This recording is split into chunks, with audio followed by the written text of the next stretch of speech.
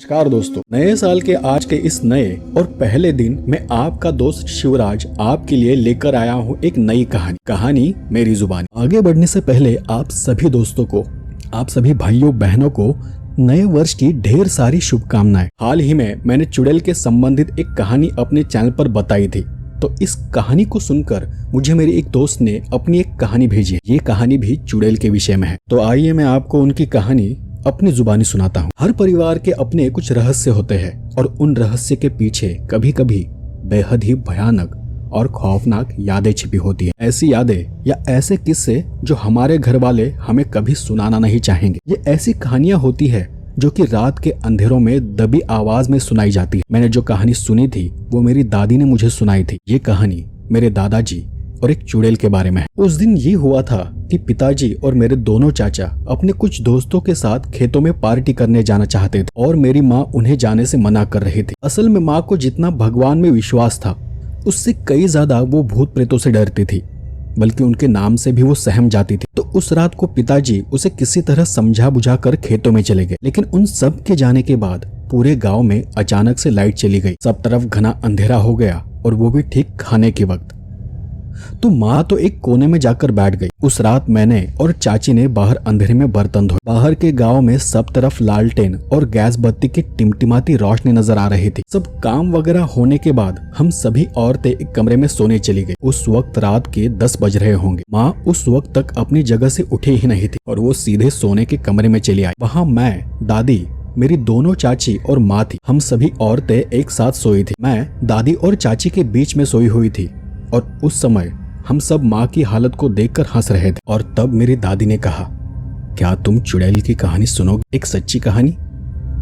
कहानी सुनाने से पहले उसने मेरी माँ से भी पूछा था कि तुम कहानी सुनोगी, लेकिन माँ समझ गई थी कि दादी कौन सी कहानी सुनाना चाहती है। माँ ने पहले ही ना कहा और कहा कि अगर मैंने कहानी सुन ली तो मुझे रात भर नींद नहीं आएगी। पर फिर भी मैंने दादी को कहानी सुनाने की जिद की तो उन्होंने मुझे हमारे परिवार से जुड़ी एक कहानी सुनाना शुरू किया। दादी ने मुझसे पूछा, तुझे चुड़ैल क्या होती है पता है? मैंने कहा, नहीं, बस सुना है कि कोई भूत होती है। दादी ने थोड़ा सा मुस्कुराते हुए चुड़ैल का वर्णन किया।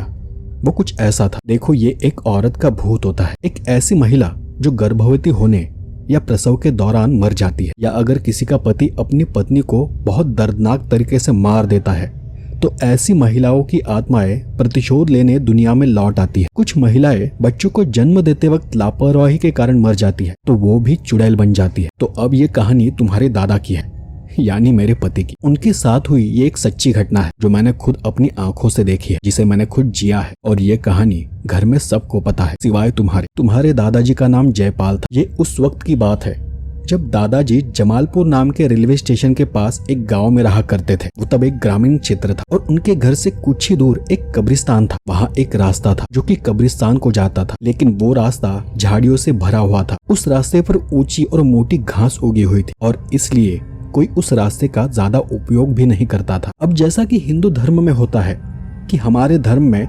मरने के बाद शव को कभी दफनाया नहीं जाता, शव को हमेशा जलाया जाता है। लेकिन कुछ खास मौकों पर हिंदुओं में भी दफनाने की विधि होती है, यानी जब किसी बच्चे की मौत होती है तो उसे दफनाया जाता है। लेकिन एक और घटना में दफनाने की विधि होती है जो कि बहुत ही गुप्त तरीके से की जाती है। उस विधि में कुछ खास लोग ही मौजूद होते हैं और वो है चुड़ैल को दफनाने की विधि। और ये बात सच है कि हमारे गांव की और आसपास के गांव की औरतों को दफनाया जाता था। मतलब जब किसी औरत की बहुत बुरी तरीके से या फिर किसी दुर्घटना में दर्दनाक मृत्यु हो जाती थी और गाँव वालों को अगर उस पर शक होता कि वो चुड़ैल बनकर वापस आ सकती है तो ऐसी औरतों के शव को एक खास विधि कर दफनाया जाता था। उसी साल मेरी तुम्हारे दादाजी के साथ शादी हुई थी। वो जंगल का रास्ता ठीक हमारे घर के सामने नजर आता था। वो रास्ता भले ही खेतों में जाने के लिए छोटा रास्ता था, लेकिन उस रास्ते पर बहुत ही ज्यादा झाड़ियां थी, ऊंची घास थी, ऊपर से उस रास्ते में कब्रिस्तान था। इसलिए गाँव के लोगों ने धीरे धीरे उस जंगल के रास्ते का उपयोग करना पूरी तरह से बंद कर दिया था। बस तुम्हारे दादाजी और मैं, हम कभी कभी उस रास्ते का उपयोग करते थे। उसी रास्ते से अपने खेतों में जाया करते थे। उससे हमारा काफी समय भी बच जाता था। शादी के कुछ ही महीनों में मैं गर्भवती हो गई। हम दोनों को भी इस बात का आनंद था। लेकिन एक रोज तुम्हारे दादाजी ने मुझे खेतों में जाने से मना कर दिया। सिर्फ खेतों में ही नहीं बल्कि बाहर कहीं भी जाने से मना कर दिया ताकि वो मेरा और हमारे बच्चे का ख्याल रख सके। वैसे मैं भी गाँव में पली बढ़ी थी तो उनके जितने ही ढीठ थे, लेकिन इसके पीछे एक और बात थी। मतलब उस वक्त सब ऐसा ही करते थे क्योंकि तब गाँव में लोगों को इस बात का डर रहता था कि कहीं किसी महिला की गर्भावस्था में मौत हो गई तो वो चुड़ैल बन जाएगी और इससे सिर्फ उस परिवार पर ही नहीं पूरे गांव पर आफत आ जाएगी। तो अब मैं प्रेग्नेंट थी तो दादाजी ने अपनी माँ को मेरा ख्याल रखने के लिए वहां बुला लिया और उस दौरान दादाजी कभी कभी खेतों में ही रह जाते थे, कभी आते भी तो बाहर के कमरे में ही सो जाते थे। हमारा वो दूसरा कमरा था। वो कमरा घर से बस 8 से 10 कदम दूर था, जहाँ पहले वो गाय और भैंसों को बांधा करते थे, लेकिन उन्हें बेचने के बाद उस कमरे का भी हमने उपयोग करना शुरू कर दिया था। दादाजी मेरा और हमारे बच्चे का पूरा ख्याल रखते थे। वो एक अच्छे इंसान थे, लेकिन जल्द ही वो एक भयानक स्थिति में फंसने वाले थे जिसका उन्हें जरा भी अंदाजा नहीं था। तो हुआ यूं कि कुछ ही दिनों में मुझे दादाजी की हालत खराब दिखाई देने लगी। मतलब उनका हट्टा कट्टा शरीर सिकुड़ सा गया था। वो किसी बीमार इंसान की तरह दिखाई देने लगे थे। उनमें जो शारीरिक बदलाव हुए थे उन्हें नजरअंदाज करना मुश्किल था और ये तो मैंने भी जान लिया था। उनका चेहरा सफेद दिखाई देने लगा था, आंखें हमेशा लाल दिखाई देती थी, जैसे उनकी कभी नींद ही न पूरी होती हो। पर मुझे शक था कि उनके साथ कुछ तो बुरा हो रहा है और शायद वो मुझसे कुछ छुपा रहे हैं। तो इसलिए मैंने उन्हें उनकी खराब हालत के बारे में पूछा भी था, लेकिन दादाजी ने उस बात को टाल दिया। उन्होंने यहाँ वहाँ की बातें की। अब एक तो मैं गर्भवती थी और ऊपर से वो किसी बात को मुझसे छुपा रहे थे और इसीलिए मुझे उनकी बहुत ज्यादा चिंता होने लगी थी। मुझे तो कुछ भी समझ नहीं आ रहा था कि उन्हें क्या हो रहा है। और एक दिन मैं घर के बाहर बैठे बैठे धान को साफ कर रही थी कि अचानक मेरा ध्यान कब्रिस्तान की ओर जाने वाले जंगल के रास्ते पर चला गया। मैंने उस रास्ते को गौर से देखा और मैं कुछ देर उसी तरफ देखती रही और सोचने लगी कि उस रास्ते पर पहले जैसी ऊंची घास नहीं दिखाई दे रही, झाड़ियां भी हटाई गई है। शायद किसी व्यक्ति ने वहां की घास को और झाड़ियों को हटाया था। मेरे मन में शंका उत्पन्न हुई, इस रास्ते का उपयोग कोई ना कोई तो करता होगा, लेकिन हमारे सिवाय तो कोई इस रास्ते से आता जाता भी नहीं और हाल फिलहाल में तो हमारा आना जाना भी बंद है। तो वहाँ की घास फूस को किसने हटाया होगा? मैंने दादाजी से पूछा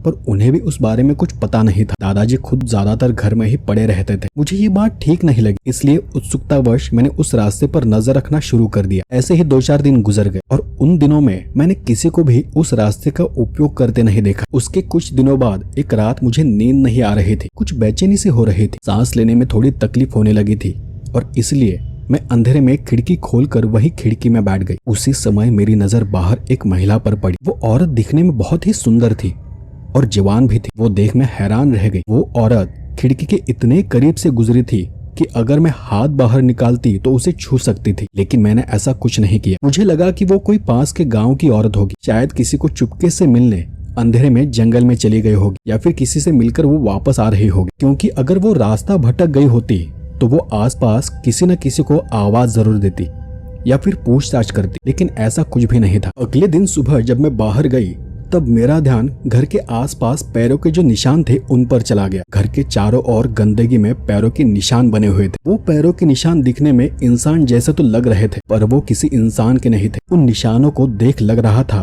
कि मानो कोई इंसान उल्टे पैरों से चलकर गया हो, क्योंकि सामान्यतः हम लोग जब चलते हैं तो एड़ी पर जोर पड़ता है, यानी एड़ी का निशान गहरा और ठोस होता है और उंगलियों के निशान हल्के पड़ते हैं, पर यहाँ उंगलियों के निशान ठोस थे, गहरे थे और एड़ी के ना के बराबर थे। वो देखते ही समझ आ रहा था कि कुछ तो गलत हो रहा है। वो सब देख मुझे और भी अजीब सा महसूस हुआ और मैं और भी बेचैन हो गई। हमारे घर के आसपास कुछ तो था जो मुझे पता नहीं था। उस पूरे दिन मेरा किसी भी बात में मन नहीं लगा। एक और दादाजी की हालत दिन ब दिन खराब होती जा रही थी और दूसरी ओर अजीब बातें घर के आसपास नजर आने लगी थी, इसलिए उस रात में सोई नहीं। मैंने निर्णय लिया कि मैं खुद से देखूंगी कि आखिर यहाँ क्या हो रहा है और मैंने सबके सोने का इंतजार किया, खासकर दादाजी का। दादाजी का खाना वगैरह होने के बाद वो अपने कमरे में सोने चले गए और उसके काफी देर बाद मैं लालटेन लेकर दादाजी के कमरे की तरफ जाने लगी। लालटेन की रोशनी को धीमा कर मैं दादाजी के कमरे के खिड़की के पास जाकर खड़ी हो गई और वहां जाकर मैं सन्न रह गई। मैंने अपने हाथ की लालटेन को लगभग गिरा दिया होता। मैंने जो देखा था वो बहुत ही भयानक था। तुम्हारे दादाजी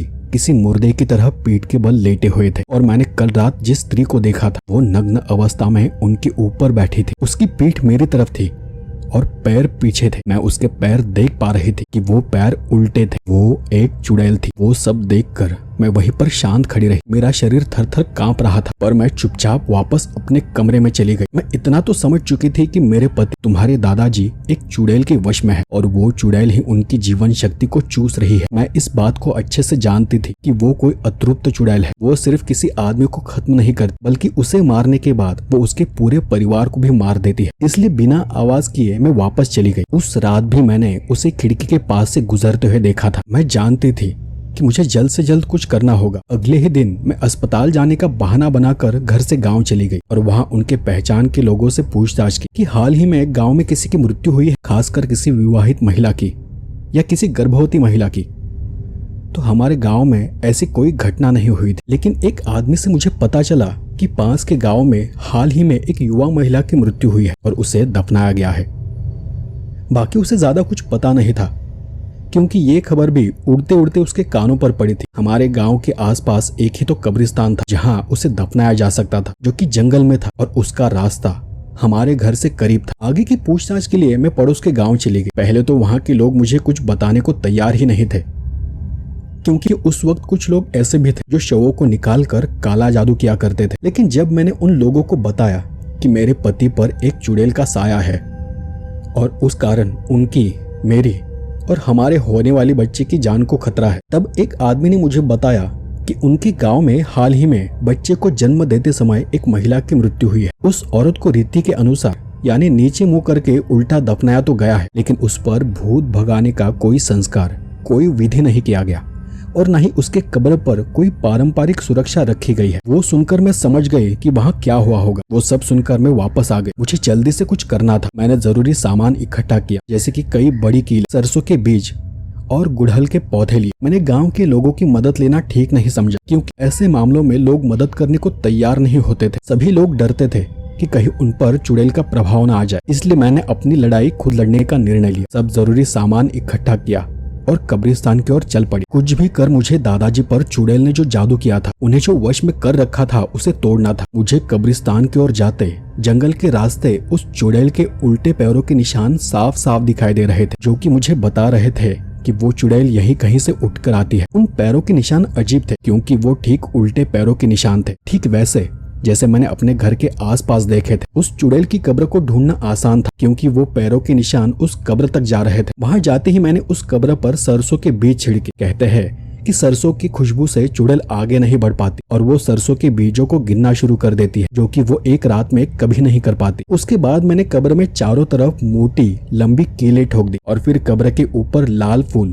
और गुड़हल के पौधे लगा दी। ये चुड़ैल को कब्र में ही रखने में मदद करते हैं। वो सब करने के बाद मैं वापस घर आ गई और घर आकर भी दोनों घरों की दहलीज में बड़ी बड़ी कीलें ठोक दी, ताकि अगर वो चुड़ैल किसी तरह वहां तक आ भी जाए तो वो घर के अंदर प्रवेश न कर सके। उसके बाद मैंने जमीन से कई सारे पत्थर लिए और जंगल के रास्ते पर और घर के सामने पत्थरों से एक गोलाकार आकार बनाया, जो कि किसी चक्रव्यूह की तरह होता है, क्योंकि जब कोई चुड़ैल ऐसे आकार को देखती है तो वो उसी आकार में फंस जाती है। उनकी नजर उसी में अटक जाती है और वो वहां से बाहर नहीं निकल पाती। मैंने एक नहीं बल्कि कई सारे मार्ग अपनाए थे। मैं किसी भी तरह उस चुड़ैल को अपने घर से दूर रखना चाहती थी, इस घर तक पहुंचने से उसे रोकना चाहती थी। सबसे आखिर में मुझे दादाजी पर जो जादू था उससे उन्हें छुटकारा दिलाना था। घर को साफ करने की जरूरत थी। मैं पूजा पाठ अच्छी तरह से जानती थी, तो मैंने उसी घर में होम हवन किया जहाँ मैंने चुड़ैल को देखा था और उसमें अपनी कुछ प्यारी वस्तुओं की आहुति दे दी। और उसके बाद मैंने भगवान से प्रार्थना की कि मेरे पति की, मेरी और हमारे बच्चे की रक्षा करे, उन्हें उस जादू से छुटकारा दिलाए, उन्हें फिर से स्वस्थ कर दे। मैंने अपने पास के गंगा जल से और गोमूत्र से उस घर के शुद्धि अगले 11 दिनों तक हर रोज हनुमान चालीसा का पाठ किया। दादाजी ने भी इन सब में मेरा साथ दिया और अगले 11 दिन बाद उनकी तबीयत धीरे धीरे ठीक होती चली गई। उनके शरीर में प्राण लौट आए थे। वो अब पूरी तरह से स्वस्थ दिखाई देने लगे थे। उसके कुछ महीनों बाद मुझे पहला बच्चा हुआ, एक स्वस्थ बच्चा। वो थे तुम्हारे बड़े चाचा। दादी की कहानी सुनकर मैं आराम से सो गई थी, ये सोचते हुए कि दादी ने उस चुड़ैल को अपने घर से दूर रखने के लिए कितने उपाय किए थे। उन्हें पता भी नहीं था कि उनमें से कौन सा उपाय उनके काम आने वाला है, लेकिन वो सब कुछ काम कर गया था। उससे उनका काम बन गया था। फिर वो चुड़ैल उन्हें कभी दिखाई नहीं दी। उस रात कहानी सुनकर मैं तो आराम से सो गई थी, लेकिन माँ को रात भर नींद नहीं आई। फिर मैंने वो कहानी अपने बचपन में अपने कई सारे दोस्तों को भी सुनाई थी, लेकिन उसके कुछ महीनों बाद मेरी दादी अचानक एक दिन गुजर गई। जब वो गुजर गई तब मुझे वो कहानी याद आ गई। मैंने एक रोज अपने पिताजी से पूछा था कि क्या दादी की कहानी सच है। उन्होंने गंभीरता से मेरी ओर देख कर पूछा, कौन सी कहानी? वही चुड़ैल वाली। उन्होंने कुछ पल सोच कर कहा, हाँ सच है। और पता है कि उस वक्त के लोग किसी खूबसूरत महिला को देखते थे तो सबसे पहले उसके पैरों की जांच करते थे। इससे उन्हें पता चलता था कि वो औरत सच में कोई औरत है या चुड़ैल है। तो दोस्तों ये थी नए वर्ष की नई कहानी, नए वर्ष की पहली कहानी। तो आपको ये कहानी कैसी लगी मुझे कमेंट कर जरूर बताएं। और हाँ, आपको मेरे चैनल की कहानियां पसंद है, आप मेरे चैनल पर नए हैं तो चैनल को सब्सक्राइब करें, वीडियो को कहानी को लाइक जरूर करें और बने रहिए मेरे साथ नए साल में नई कहानियां सुनने के लिए। और मिलते हैं अगले नए एपिसोड में एक नई कहानी के साथ। तब तक के लिए धन्यवाद।